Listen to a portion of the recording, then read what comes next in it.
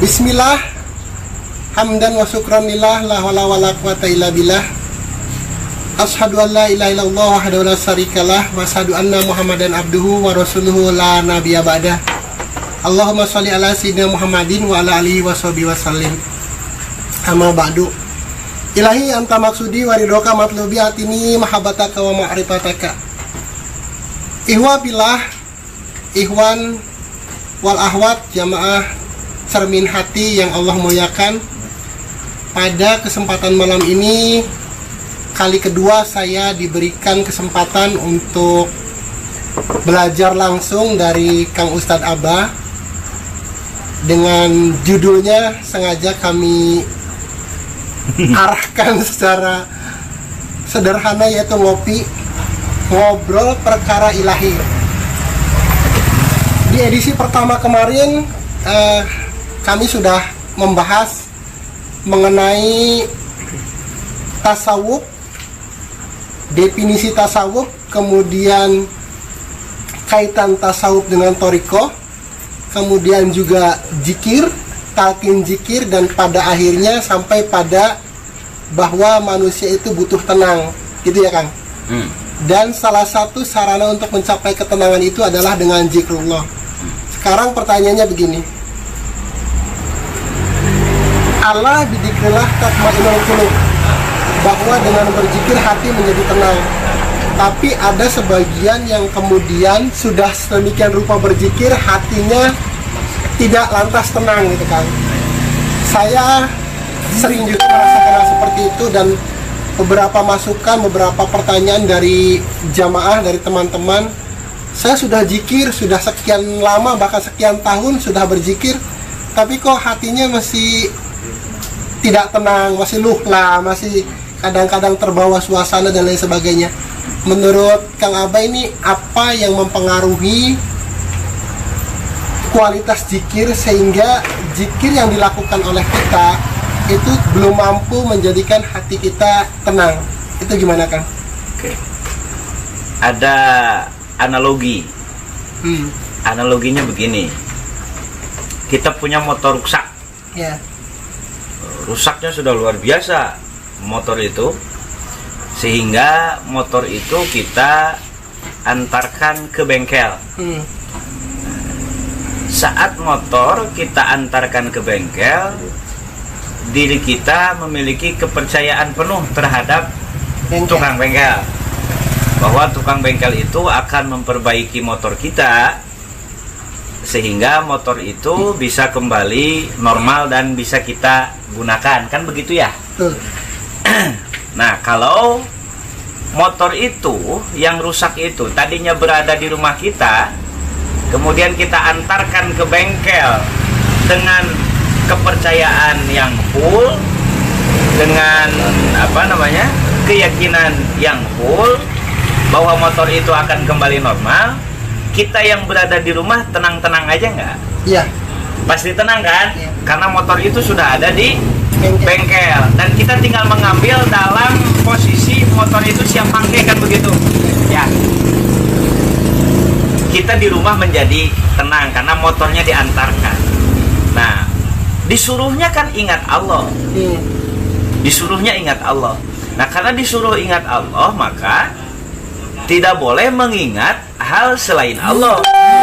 Nah, yang dimaksud oleh saya mengingat Allah itu adalah pikiran ini kembali dari wilayah kehidupan, full semua bergerak ke dalam wilayah hati yang tenang. Sehingga ingatan yang tadinya nempel di kehidupan, sebagaimana kekhawatiran kita yang nempel di motor, karena sudah kita antarkan motornya ke bengkel, maka kita di rumah akan menjadi tenang. Begitupun dengan saat berzikir, sesungguhnya kita melepaskan ingatan kita dari segenap problematika kehidupan sehingga kembali ke dalam hati dan ingatan kita menjadi tenang karena sudah kembali ke tempatnya, sudah kembali ke rumahnya. Kalau belum tenang, artinya ingatan itu belum kembali. Kalau belum tenang, berarti motornya masih ada di rumah kita. Kalau belum tenang, berarti masalahnya masih ada di isi kepala kita. Belum dianterin ke bengkel. Belum dianterin ke bengkel. Maka dari sini kita menemukan satu makna, zikir itu ternyata bukan tulisan. Zikir itu ternyata bukan bacaan. Tapi zikir itu adalah kerja ruhani gitu. Kerja ruhani. Kerja ruhani. Bagaimana ruhani itu bekerja? Artinya ada sesuatu yang dia lakukan, dia bergerak, si ruhani itu. Ruhani yang saya maksud ini pikiran. Pikiran itu bergerak dari wilayah-wilayah kehidupan dengan segenap kesibukannya masing-masing, dengan segenap keriuhannya masing-masing, dia kembali ke dalam situasi hati yang tenang. Maka pikiran yang tadinya merasakan wilayah yang tidak enak kembali ke dalam wilayah yang nyaman. Maka tidak mungkin tidak tenang kalau seperti itu, karena pikirannya bergerak. Menarik. Tidak mungkin tidak tenang dengan zikir. Iya, tidak mungkin tidak tenang. Jadi kalau sudah bilang zikir tapi belum tenang, artinya belum berzikir. Belum berzikir. Nah ini yang jadi yang saya tangkap tadi, ada dalam tanda kutip kesalahan ketika kita berzikir. Pertama, kita orientasi kita, persepsi kita, pikiran kita bahwa zikir itu adalah lafaz, adalah bacaan, adalah hitungan berapa ratus kali kita harus melafazkan bacaan tersebut. Kemudian juga keduanya adalah ketidakyakinan kita kepada bengkel. Mau diantarkan ke bengkel tapi bengkelnya bener nggak gitu kan, masih ragu seperti itu. Jadi minimal ada dua ya. Pertama ketidakyakinan, kedua persepsi kita sendiri, ketiganya juga apa? Tujuan zikirnya belum fokus. Tujuan zikirnya belum fokus pada aspek pemindahan pikiran. Transisi. Ya, jadi belum dia berzikir, lisannya mengucapkan la ilaha illallah misalkan. Nah, tetapi pikirannya tetap di situ-situ saja. Artinya kan nggak ada yang dia lakukan sebetulnya, karena ini kerja rohani loh. Lisannya ngomong la ilaha illallah, tetapi pikirannya nggak bergerak-bergerak, tetap saja ngobrol dengan masalahnya, bareng-bareng dengan masalahnya si pikiran ini, maka sebenarnya dia tidak melakukan apapun. Terlepas dari dia melafadzkan la ilaha illallah. Nah, disinilah muncul keistimewaan lafadz la ilaha illallah yang ditalkinkan oleh guru. Keistimewaan lafadz ismu zat yang ditalkinkan oleh guru. Karena guru itu tidak memberikan bahasa dan tulisannya. Guru itu memberikan cara kerja saat menalkin itu. SOP-nya ya? SOP bagaimana pikiran itu bergerak dari wilayah kehidupan menuju wilayah hati yang bersih, menuju wilayah hati yang tenang. Nah, sehingga yang terjadi adalah lisan mengucapkan la ilaha illallah, pikiran bergerak sedikit demi sedikit dari wilayah kehidupan ke wilayah hati yang bersih. Nah, yang zikir yang tidak ditalkinkan, pangapunten kepada para pengamal zikir yang tidak digurukan begitu ya, tidak akan ada kerja ruhani. Kerja mulut. Kerja mulut aja. Sementara zikir itu ala bizikrillahi tatmainnul qulub. Ingatlah bahwa dengan berzikir hati, dengan mengingat Allah, hati menjadi tenang. Problemnya kita nggak pernah mengingat Allah meskipun yang diucapkan ini kalimat zikir.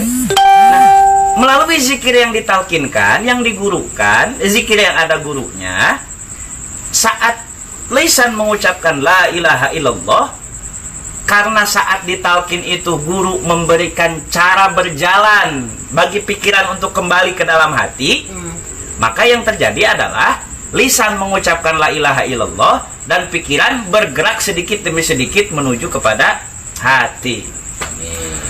Jadi keyakinan, kemudian persepsi dan tujuannya. Kemudian tadi saya menarik sekali ada yang mengingat Allah dengan pikiran. Saya sempat bertanya, pikiran kita ini nggak pernah bertemu Allah dalam tanda kutip. Jadi apa saja yang kita ingat, yang bisa kita ingat tentang Allah dengan pikiran kita, itu yang kadang-kadang jadi salah gitu. Ngebayangin Allah tuh jadi sesuatu teh. Ya padahal Allah kan laisa kamitslihi syai'un. Karena kita memaksa pikiran kita untuk mengingat Allah, jadinya jadi nggak nyambung gitu kan. Nah, mungkin bisa dijelaskan bagaimana dan apa yang kita ingat dalam tanda kutip Allah itu gitu. Iya. Nah, maksud dari mengingat Allah ini kan kalau saya kan pernah bertemu dengan Pak Casnadi dan hari ini kan juga bertemu dengan Pak Casnadi. Nah, saat saya berpisah habis ini dengan Pak Casnadi, pasti saya ingat Pak Casnadi. Betul. Karena pernah bertemu kan. Iya. Problemnya kapan kita ketemu Allah? Itu pertanyaan umum ya. Gimana mau mengingat? Iya. Gimana mau mengingat? Bertemu saja kan belum. Nah, di sini pentingnya penterjemahan yang dimaksud dengan mengingat Allah itu. Nah, sebetulnya mengingat Allah itu bukan mengingat sosok. Nah ini Ya. yang kadang-kadang terjebak ya. Ya, kita terjebak pada Allah ini punya sosok dan sebagainya. Mengingat Allah di sini sesungguhnya mengingat seluruh rasa yang timbul sebagai akibat dari zikir kita. Kita berzikir rasanya tenang. Yang kita ingat-ingat itu adalah tenangnya, bukan masalahnya. Kita berzikir timbul kasih sayang di dalam hati. Yang kita ingat-ingat ini kasih sayangnya, bukan kesalahan orang lainnya. Kita kan kadang mengingat-ingatnya kesalahan orang lain, sehingga ingatan kita dipenuhi oleh perlakuan orang kepada kita, sehingga kita melupakan rasa hati yang bersih. Rasa kasih sayang di situ, rasa nyaman di situ, rasa tenang di situ. Kita lupa mengingat itu. Maka kemampuan pikiran yang mampu merekam itu harus digunakan. Sehingga saat habis zikir lahir tenang, lahir cek sunana mengemplong gitu ya, segala terasa luas gitu. Situasi itulah yang kita ingat-ingat. Karena bukan wujud sosok Allah ini, tetapi wujud hakikat. Hakikat itu rasa. Nah, sehingga mengingat Allah adalah mengingat rasa. Allahu Allah dipanggil-panggil kan namanya. Saya manggil Pak Casnadi, Pak Casnadi, Pak Casnadi.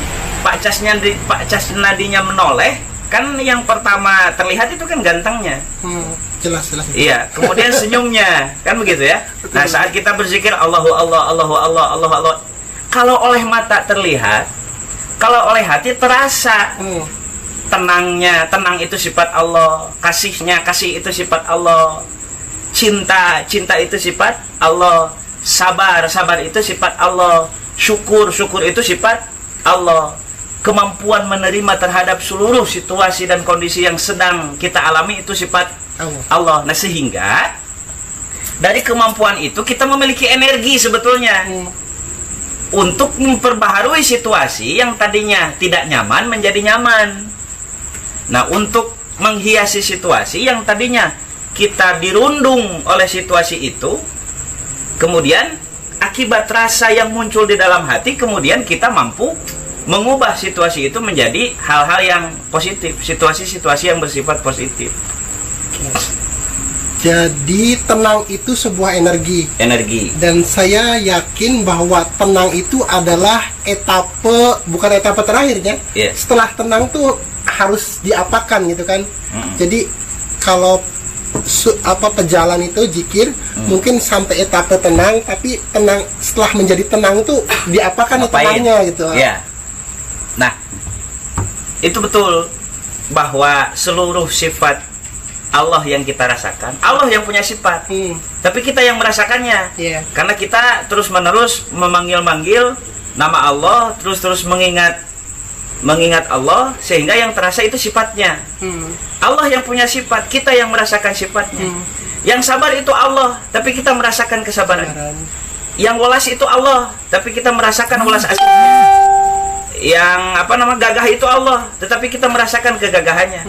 Nah, sehingga berbekal seluruh energi dari gagah, dari syukur, dari welas, dari asih, dari sabar, muncul di situ pergerakan rohani terhadap jasad kita. Nah, sehingga kita masuk ke dalam kehidupan itu dengan gagahnya. Nah, masuk ke dalam kehidupan dengan sifat gagah itu dengan Allah. Dia berkehidupan. Masuk ke dalam kehidupan dengan sifat welas dan asih itu dengan Allah. Masuk ke dalam kehidupan dengan sifat syukur dan sabar itu bersama Allah. Jadi yang dimaksud orang yang selalu berdekatan dengan Allah ini, orang yang dekat dengan Allah ini bukan dekat dengan Allah sosok Kayak gini ya. secara gini, bukan, tetapi rohaninya, hatinya dia tersifati oleh seluruh sifat-sifat Allah, sehingga dikatakan dia dekat dengan Allah. Karena orang yang dekat dengan api pasti merasakan panas, orang yang dekat dengan es pasti merasakan dingin. Orang yang dekat dengan Allah terasa olehnya tenangnya, sabarnya, syukurnya, dan sifatan-sifatan lainnya. Nah, inilah yang metodologi inilah yang tidak diperkenalkan di dalam referensi buku dan kitab. Hatta itu kitab di pesantren, hatta itu buku-buku referensi di perkuliahan. Sehingga bobot dari yang dipelajari oleh teman-teman kita yang ada di dunia akademik maupun di pesantren itu bobot pengetahuan, bobot berita.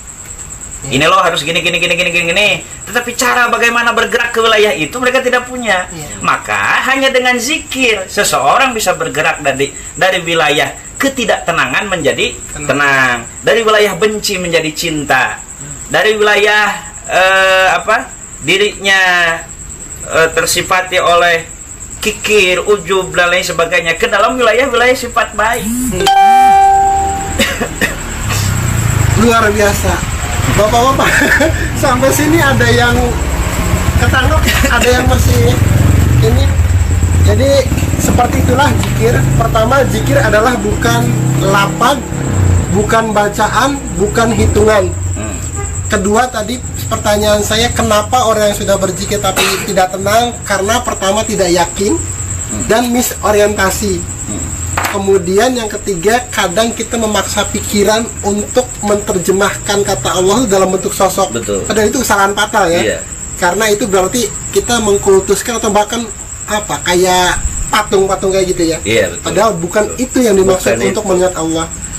Baik, luar biasa. Nah, ini saya mau pakai aja mumpung nih Kang. Mumpung di sini, mumpung lagi sama Kang Ustadz. Tadi saya ada ketemu sebuah, itu udah ya yang zikir dulu. Nah, saya mumpung ingat ada sebuah hadis yang mengatakan inna dina yusran, sesungguhnya agama itu mudah.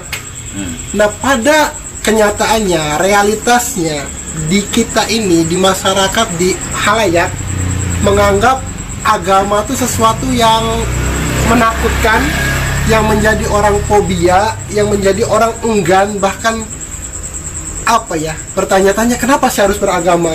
Jadi saya pengen menyampaikan kepada halayak, kepada umat, bahwa agama itu seperti dalilnya bahwa agama itu mudah, dan selamanya agama itu mudah, tidak ada yang menyusahkan. Kemudian Al-Baqarah 185 ya, Allah mengendaki kemudahan, sungguhnya Allah mengendaki kemudahan dan tidak mengendaki kesulitan bagimu. Ini bagaimana menerjemahkan agama agar bisa dipahami oleh halayak bahwa agama itu bukan sesuatu yang menakutkan loh gitu. Agama itu kebutuhan kita gitu. Ya. Agama hari ini terlanjur dipahami sebagai ritus. Nah, ritus itu ritual, rutinitas, formil. Padahal agama tidak sebercanda itu. Artinya benar bahwa itu harus dilakukan dan itu merupakan kewajiban bahkan kebutuhan. Ya, nah, itu harus dilakukan, tetapi jangan berhenti di situ dong. Karena agama ini kan hakikatnya perubahan dari tadinya tidak baik menjadi baik, itu agama. Perubahan dari tadinya jelek menjadi bagus, itu agama. Perubahan dari tadinya terhiasi oleh sifat negatif menjadi terhiasi oleh sifat positif, itu agama. Dan saya sepakat bahwa agama itu mudah, karena yassiru wala tu'assiru, permudahlah oleh kalian, jangan dipersulit. Nah, logika hari ini kan terbalik. Kenapa harus dipermudah kalau bisa dipersulit kan mereka? Iya, jadi aja timbul amplop di mana-mana. Iya. Nah, bagaimana kemudahan dari agama itu? Porosnya itu ada pada zikir. Aqimis sholat li dzikri, dirikanlah sholat untuk mengingatku, kata Allah. Nah, kita lagi sholat itu tinggal cek aja lagi ingat apa. Aqimis sholata lil hutang. Ya. Ingatlah sholat untuk hutang. Kan begitu ya? Iya. Bukan aqimis sholata lil dzikri jadinya. Bukan dirikanlah sholat untuk mengingatku. Nah, sehingga hal-hal yang bersifat simbolik dari ritus-ritus itu, hal-hal yang bersifat simbolik dari tata cara formal beragama yang terdiri dari sholat, zakat, puasa, dan ibadah haji, itu harus memiliki ruh. Iya.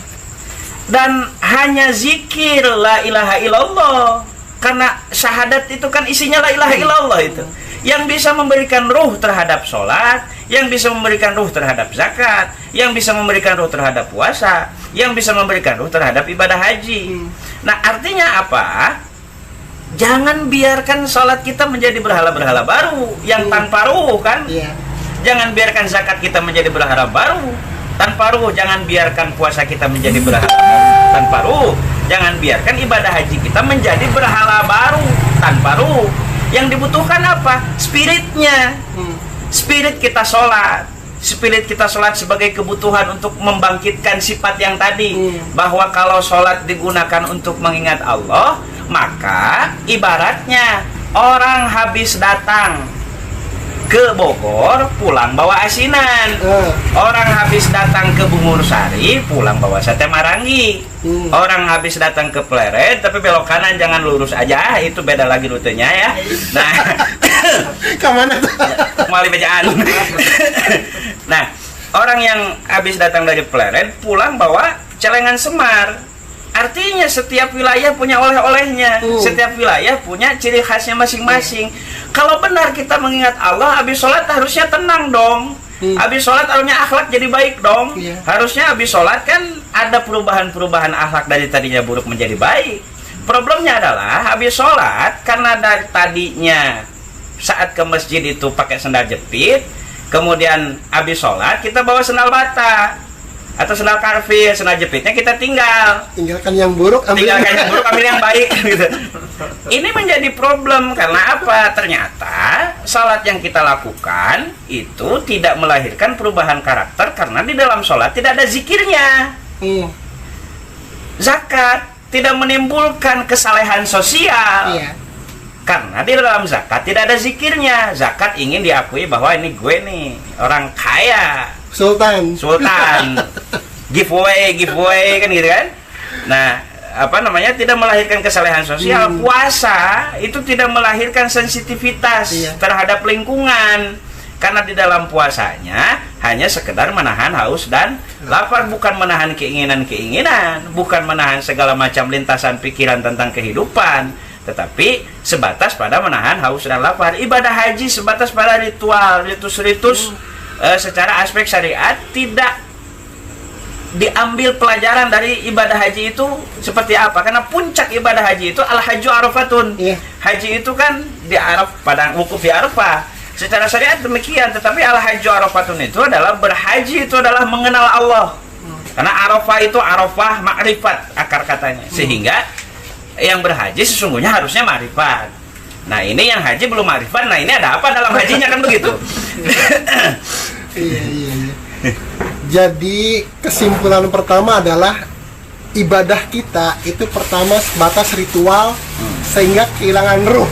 Kehilangan ruh ibadah sendiri, sehingga ya kayak robot ketika bergerak, ya bergeraknya berdasarkan hafalan, berdasarkan program, bukan berdasarkan ruh, bukan berdasarkan kesadaran.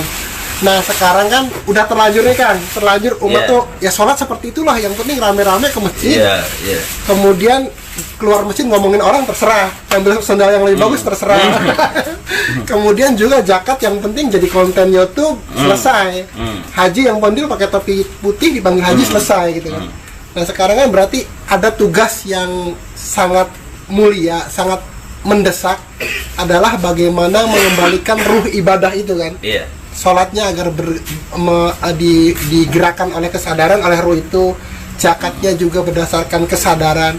Nah, ini apa korelasi dzikir untuk menghadirkan ruh ibadah, ruh syariat itu, sehingga benar-benar bisa hidup syariat yang kita jalankan. Tidak ada cara untuk membangkitkan ruh kebaikan selain daripada cara zikir. Nah, jadi setelah berzikir timbul rasa ingin mengabdi kepada Allah, karena dirinya berterima kasih sudah diberikan ruh, sudah diberikan jasad oleh Allah. Bentuk terima kasih itu ada keinginan melakukan pengabdian kepada Allah.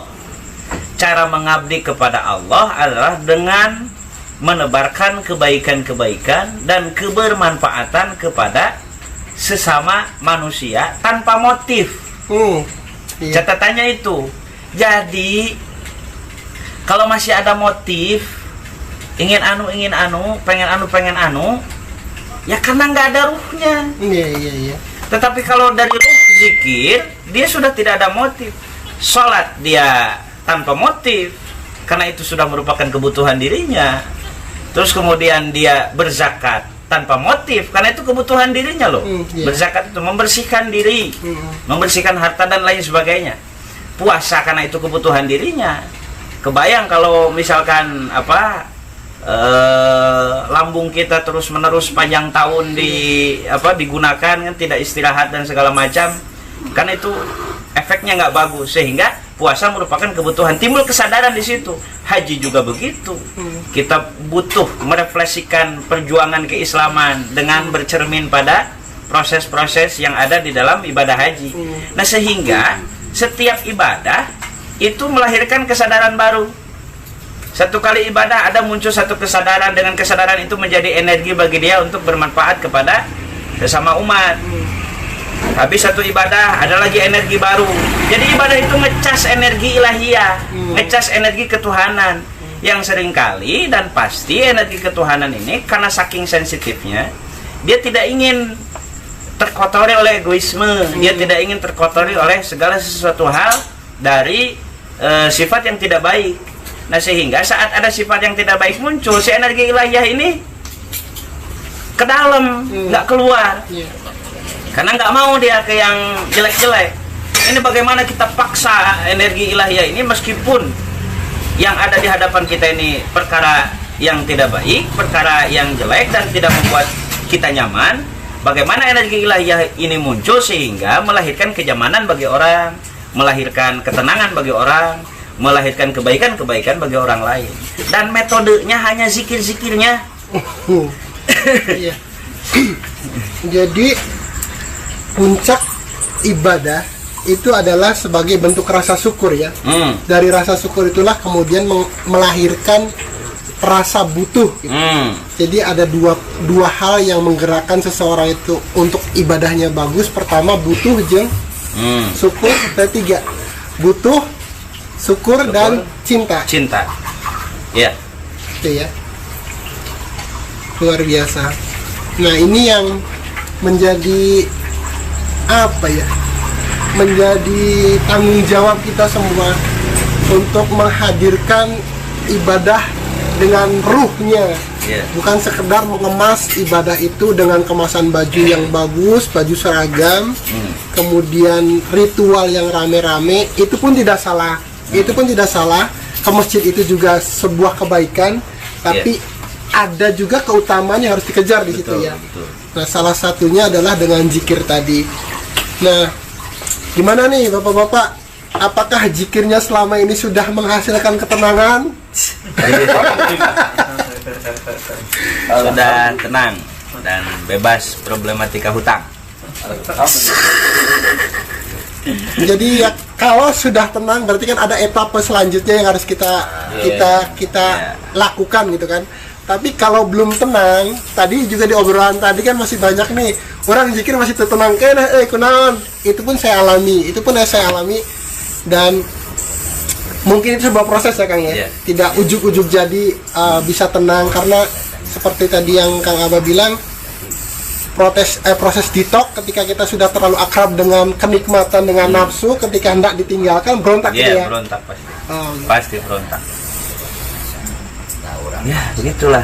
Jadi inilah yang harus kita terus terus sosialisasikan, terus dijelaskan kepada ikhwan, kepada sahabat-sahabat kita semua, bahwa ibadah kita tuh harus memiliki ruh, bukan sekedar hafalan, bukan sekedar rutinitas, bukan sekedar gaya-gayaan, bukan sekedar hanya ingin panggilan gitu ya. Dari bapak-bapak ada yang mau ditanya? Aman? Alhamdulillah aman.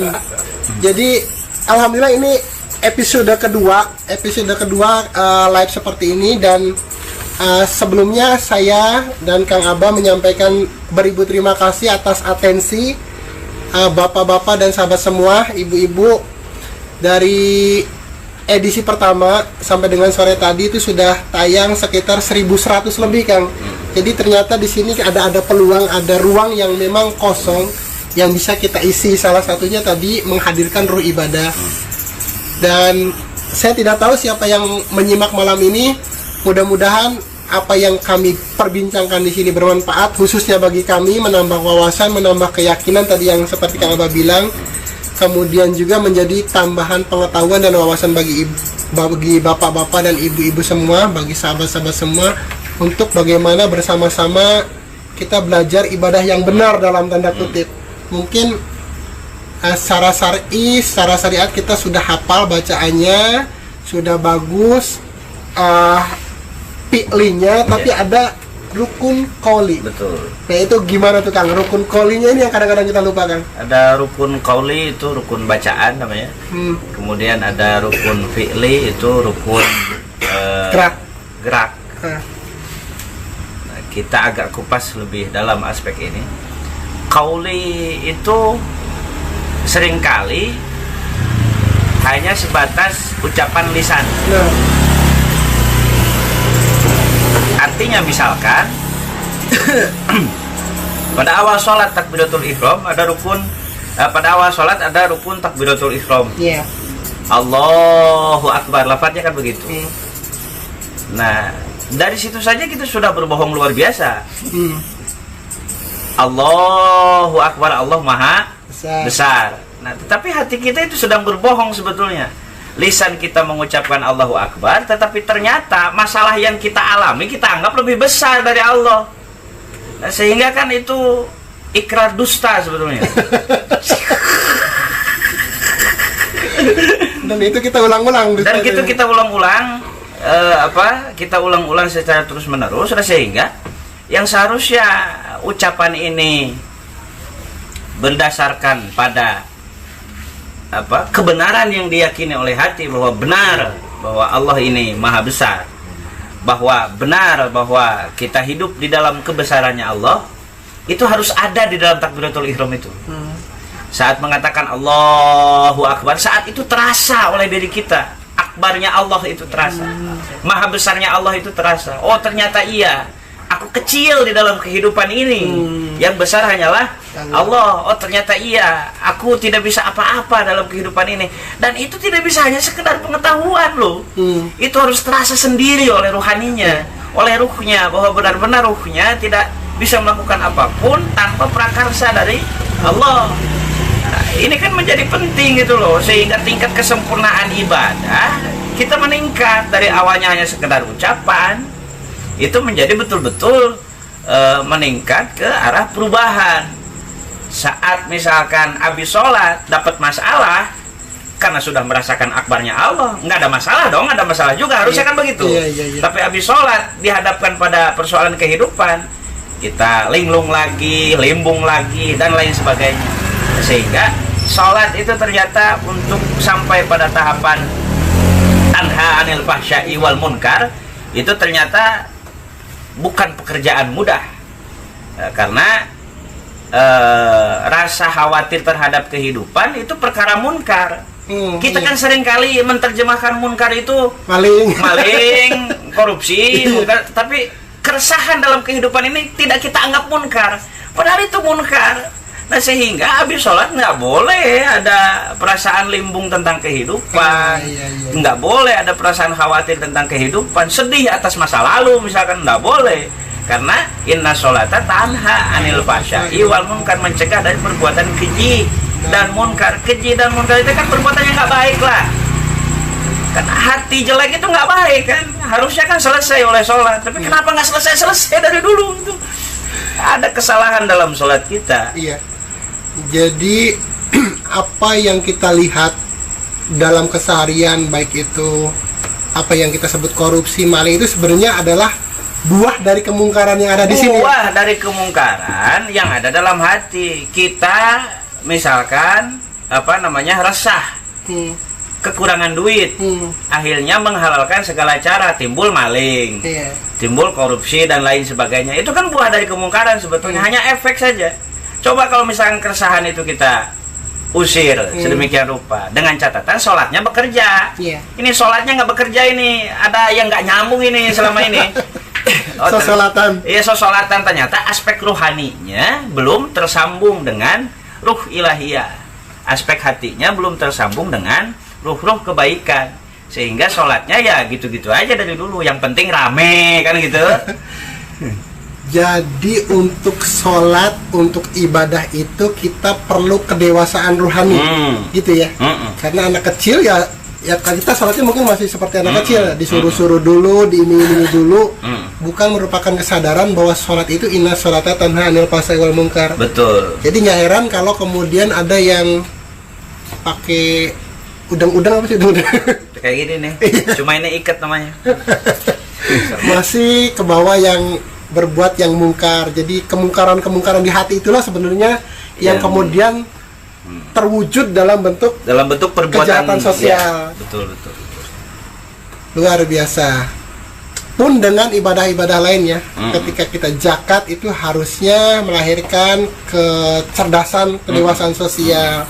Kemudian ketika kita haji juga kita harusnya makin dewasa, makin mengetahui apa dibalik ibadah-ibadah ritual yang dilakukan itu. Nah, disinilah kemudian tampil zikir. Jadi zikir itu bukan berarti bahwa sholat itu tambahan dari sholat, tapi justru zikir ini melatih bagaimana agar ketika kita sholatnya jadi benar, gitu kan ya. Betul. Kan sholat udah toriko, sholat udah zikir, kenapa ada perlu zikir lagi gitu? Nah itu, sholat itu metode. Artinya sholat itu toriko. Sholat itu metode dalam konteks bahasa. Tetapi kan ada aspek formal ilmu yang harus kita penuhi, bahwa toriko tidak sebercanda itu. Toriko tidak sebercanda itu. Coba jelaskan. Artinya apa? Toriko itu kan kerja rohani, saya katakan. Kerja rohani karena hasil daripada toriko itu adalah hakikat. Nah, kita bicara hakikat ini kan seolah-olah tinggi banget gitu ya. Dan harus hafal berapa juz dulu, berapa kitab dulu, segala macam. Seolah tinggi banget. Gini loh, garam di mana-mana dirasain sama anak kecil sama orang dewasa ya asin. Garam di mana-mana dirasain sama orang Indonesia, orang Amerika, orang Padang, orang mana-mana seluruh dunia ini rasanya ya asin. Yang beda istilahnya kan, yang beda penamaannya saja kan sebetulnya. Begitupun dengan hakikat. Sifat Allah ini bisa terasa oleh orang bodoh, orang pintar, santri, ajengan, kiai, insinyur, presiden. Bisa terasa. Nggak peduli latar belakang sosial. Allah itu universal. Nilai-nilai universal. Anak kecil bisa merasakan kasih sayang. Begitupun dengan orang tua. Pejabat bisa merasakan kasih sayang. Begitupun dengan rakyat jelata. Kan begitu. Artinya dengan nilai-nilai aspek ini kemudian yang terjadi adalah penyatuan rasa. Penyatuan rasa. Nah, karena aspek ini penyatuan rasa, maka yang terjadi adalah dari rasa yang sama itu muncullah perbuatan-perbuatan yang sama dalam kebaikan. Sama dalam arti sifat baiknya. Berbeda-beda nanti, misalkan pejabat berkebaikan dengan kebijakannya, rakyat jelata berkebaikan dengan ketaatannya, kalangan profesional berkebaikan dengan profesionalisme kerjanya, dan lain sebagainya. Dan itu porosnya ada di wilayah torekat, yang medianya adalah zikir. Hasilnya adalah hakikat rasa yang baik, yang terhias di dalam ruhani pengamalnya. Artinya yang nggak ngamalin itu aku-akuan sebetulnya. Itu makna adinu akhlak. Adinu husnul khuluq. Agama adalah akhlak yang baik. Jadi tidak beragama orang yang akhlaknya belum baik. Belum baik. Tidak beragama. Terlepas dari KTP-nya apa ya? Terlepas dari di KTP dia terkategori agama mana, kalau nggak ada akhlak yang baik, dia belum beragama. Luar biasa. Udah berapa menit? Jadi sekali lagi Ikhwah Pilah wabil khusus Jamaah Thorekoh Qadriyah wa Naqsabandiyah Yayasan Cermin Hati. Obrolan ini adalah obrolan yang sengaja kami share, kami rekam dengan tujuan lillahi ta'ala, bukan untuk pamer, bukan untuk ria, tapi adalah sebuah upaya ikhtiar kami bagaimana untuk sedapat mungkin berbagi pemahaman, berbagi ilmu yang mudah-mudahan akan merubah kami di sini, juga merubah yang di sana. Jadi bagi bapak-bapak, ibu-ibu yang edisi pertama belum sempat live ikut, silakan bisa merujuk ke akun Facebooknya Kang Aba, akun Facebooknya saya, kemudian akun Facebooknya siapa lagi, Kang Ahmadi Sapar ya, atau ada sekarang channel YouTube gaya banget, channel YouTube-nya Kang Jati Channel. Itu silakan, dan kami akan sangat berterima kasih kalau bapak-bapak, ibu-ibu, ikhwan semua berkenan untuk memberikan masukan, memberikan input yang bersifat konstruktif untuk bareng-bareng menghadirkan ruh ibadah, ruh beragama, sehingga kita sholatnya tidak lagi sosolatan, zakatnya tidak lagi jajakatan, puasanya tidak lagi puasaan, hajinya bukan haji-hajian, sehingga surganya juga nggak surga-surgaan. Baik, itu saja yang dapat kami share malam ini. Kurang lebihnya mohon maaf. Bila taufiq wal hidayah. Assalamualaikum warahmatullahi wabarakatuh.